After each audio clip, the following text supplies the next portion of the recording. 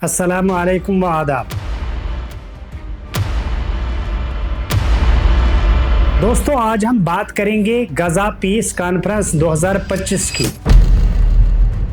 जो कि इजिप्ट के शहर शर्म शेख में 13 अक्टूबर 2025 को मुनक्कद हुई। ये एक ऐसा लम्हा है जिसने एक बार फिर दुनिया की नजरें जो है मिडल ईस्ट की तरफ कर दी है। जंग, तबाही और ह्यूमैनिटेरियन क्राइसिस के बाद ग्लोबल पावर्स अब पीस एग्रीमेंट की तलाश में हैं।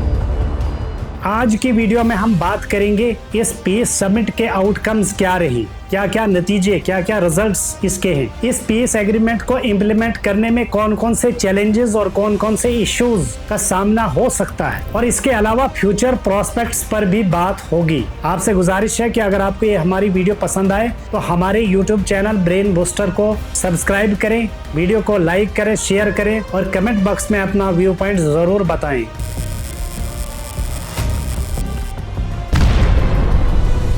गजा पीस कॉन्फ्रेंस में पहली बड़ी कामयाबी सीज फायर की मंजूरी थी।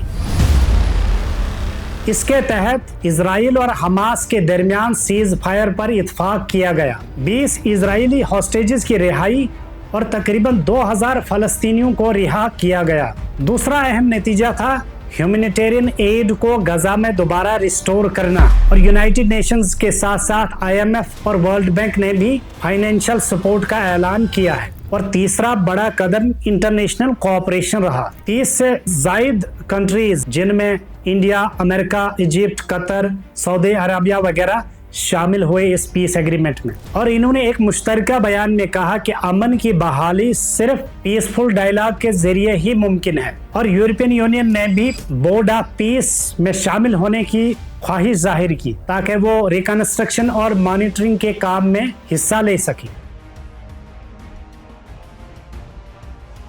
अब इस पीस एग्रीमेंट की इम्प्लीमेंटेशन में कौन कौन से चैलेंजेस और इश्यूज हो सकते हैं या इश्यूज हैं, उनको जानना हमारे लिए ज़रूरी है, ताकि हमें पता चले कि इस पीस एग्रीमेंट के इम्प्लीमेंटेशन में कामयाब होने में कितनी ज़्यादा पॉसिबिलिटी है। दोस्तों, अमन की राह कभी भी आसान नहीं होती है। गजा पीस एग्रीमेंट के बाद भी कई ऐसे चैलेंजेस हैं, इश्यूज हैं जो इस पीस एग्रीमेंट की इम्प्लीमेंटेशन में रुकावट बन सकती है। पहला चैलेंज हमास की मिलिट्री कैपेबिलिटीज हैं। हमास का मानना है कि वो अपनी मिलिट्री कैपेबिलिटीज नहीं छोड़ सकता है, जबकि इसराइल इस बात पर इसरार कर रहा है, इंसिस्ट कर रहा है कि अमन की बहाली तब तक मुमकिन नहीं हो सकता जब तक न हमास अपना हथियार छोड़ दे। दूसरा मसला इसराइली फोर्सेस का गजा से विड्रॉवल है। अगरचे इसराइल ने कुछ इलाकों से पीछे हटने का फैसला कर लिया है, ऐलान कर लिया है, अब भी गजा में तकरीबन 50% इलाकों पर कंट्रोल रखता है। सवाल ये है कि क्या वो मुकम्मल तौर पर अपनी फोर्सेस को पीछे हटाएगा। तीसरा अहम चैलेंज है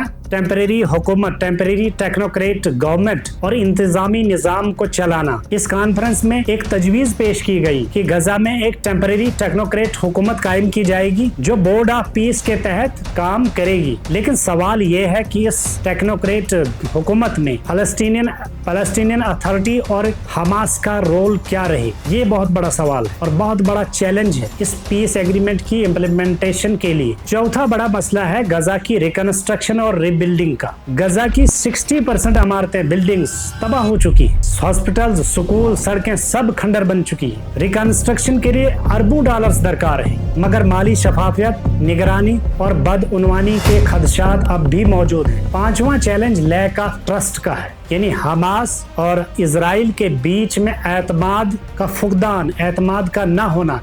ये बहुत बड़ा चैलेंज है जो इस पीस एग्रीमेंट की इम्प्लीमेंटेशन में बहुत बड़ी रुकावट बन सकता है। पास्ट में कई पीस एग्रीमेंट नाकाम हो चुके हैं और अब भी दोनों पार्टीज, हमास और इजराइल, एक दूसरे पर एतमाद नहीं करते। अगर किसी भी पार्टी ने शराइत की खिलाफ वर्जी की तो ये नया पीस एग्रीमेंट भी खतरे में पड़ सकता है। अब सवाल ये है कि क्या ये नया पीस एग्रीमेंट कामयाब हो सकता है, ये अब देखने वाली बात है। अगर ये जो कोर इश्यूज हैं जो हमास और इजराइल के बीच बीच में हैं, जो बोन ऑफ कंटेंशन है, अगर उन पर कुछ सहमति बन सकती है तो ये पीस एग्रीमेंट जो है कामयाब होगा। अगर ये चैलेंजेस और इश्यूज अनएड्रेस्ड रहे तो फिर इसकी कामयाबी पर एक बहुत बड़ा सवाल खड़ा हो सकता है। अगर ये एग्रीमेंट कामयाब होता है तो गजा और इस्राइल के बीच में टेंशन बहुत बड़ी हद तक कम हो सकती है और 2 स्टेट सोल्यूशन का रास्ता भी दोबारा खुल सकता है। इस मुआहिदे से मिडिल ईस्ट में इकोनॉमिक डेवलपमेंट का एक नया चैप्टर ओपन होगा, एक नया दौर शुरू होगा। अरब कंट्रीज और इस्राइल के बीच में रिलेशंस बेहतर होने के चांसेस बन सकते हैं और फिर भारत जैसी कंट्रीज को